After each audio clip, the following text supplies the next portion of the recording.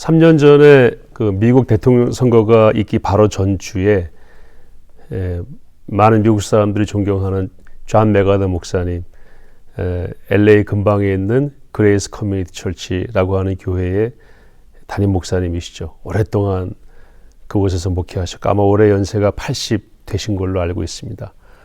그분이 이틀 뒤에 있을 선거에 대해서 많은 분들이 목사님이 좀 답을 달라고 하셔서 잠깐 멘트하겠다고 하시면서 설교 전에 하신 말씀이 전 미국인들에게 또 전 세계인들에게 회자가 되면서 우리 4월 15일 총선을 앞두고 있는 그리스도인들에게도 좀 도움이 되지 않을까 해서 소개하면서 이 투표와 선거에 대한 성경적인 그 방향에 대해 좀 말씀을 드리고자 합니다.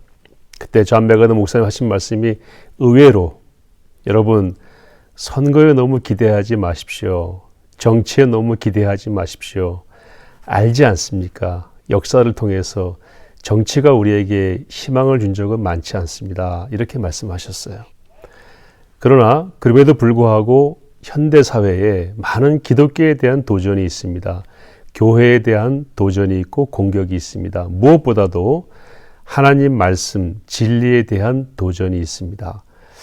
여기에 대해서는 교회가 그냥 넘어갈 수는 없는데 이런 것들을 바로잡으려면 필연적으로 정치를 통해서 해야 되기 때문에 우리가 정치에 관심을 가지지 않을 수 없는 부분이 있습니다. 이렇게 말씀을 하신 걸로 기억이 됩니다. 그러면서 그 당시에 미국의 가장 그 이슈가 되었던 동성애 문제 그리고 낙태 문제 이런 문제들을 거론하시면서 인류에게 해가 되는 그리고 진리에도 반하는 하나님에 대한 도전인 이 문제들에 대해서 정치가 풀어주기를 기대하는 마음으로 교회가 이번 선거를 통해서 이 부분에 바로잡는 일을 해야 되지 않겠는가 하는 말씀을 하셨어요. 그리고 피 흘리지 않고 그리고 가장 합법적으로 정당하게 개인에게 주어진 자유민주주의 사회에서의 권리인 이 투표를 통해서 세상을 바꿀 수 있다면 그렇게 해야 되지 않겠는가. 그래서 세상을 바꾸는 그리스도인의 사명으로 투표를 하자 이렇게 말씀하신 것으로 기억이 됩니다. 그래서 이런 말씀하셨습니다. 투표할 때 개인을 보고 투표하지 마십시오. 그가 속한 정당이나 단체, 조직이 무슨 말을 하는가, 어떤 정책을 가지고 있는가 하는 것을 확인하고 투표를 하셔야 됩니다. 왜냐하면 그는 어차피 그 정당이나 조직이나 단체에 속해 있기 때문에 그 정당과 조직과 단체가 가고자 하는 방향에 맞설 수가 없는 구조 안에 있기 때문에 개인이 나하고 친한 관계이고 내 고향 사람이고 내 대학 동기이고 이런 거에 연연해서 투표하지 말고 그가 속한 정당이나 조직이나 단체가 동성애에 대해서 낙태에 대해서 기타 하나님 말씀에 대한 해석과 실행에 있어서 어떤 입장에 있는가 하는 걸 보고 투표해야 세상이 바뀝니다. 특별히 세상이 하나님 말씀대로 진리이신 영원한 진리이신 그 말씀대로 조정이 될 수가 있습니다. 이렇게 말씀을 하신 것입니다.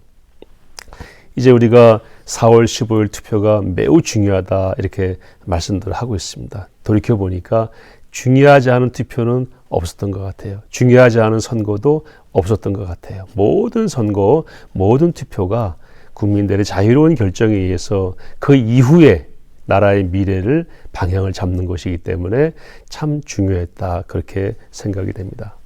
창세기 1장 28절에 생육하고 번성하여 땅에 충만하라 그리고 모든 생물을 다스리라 이걸 우리가 문화명령이라고 하죠.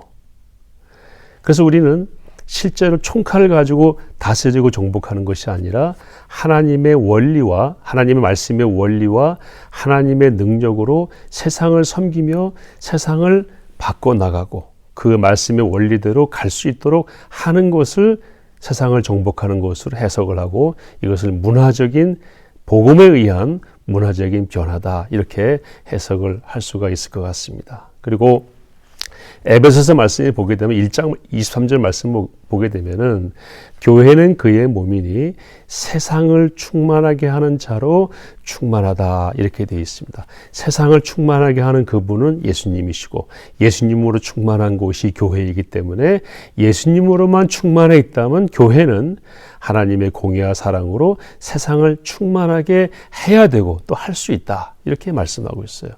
또 에베소 3장 10절에서는 세상의 하늘의 권세와 또 하늘의 그 천군 천사들도 교회를 통해서 하나님의 각종 지혜를 알 수가 있다. 이렇게 기록하고 있는데 교회는 하나님의 지혜가 무엇인지 하나님의 뜻이 무엇인지를 세상에 알릴 능력도 있고 그러할 의무도 있다는 말씀으로 해석할 수가 있겠습니다. 그래서 중요하다고 생각하는 일일수록 교회와 그리스도인은 이 말씀들의 근거에서 말씀에 입각해서 그 원리에 따라서 정확하게 참여하고 정당의 권리를 행사할 때에 이 세상이 하나님 말씀대로 조금씩 변화되는 것을 경험하게 될 것이라고 저는 생각합니다. 그리고 로마서 12장에 보게 되면 첫째 12장 2절 말씀에 너희는 이 세대를 본받지 말고 그리고 쭉 가서 뒤에 보시면은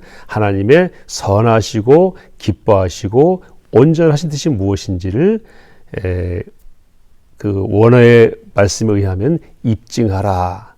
우리 성경에는 분별하라고 되어 있지만 입증하라 또는 증명하라 이렇게 기록이 되어 있습니다.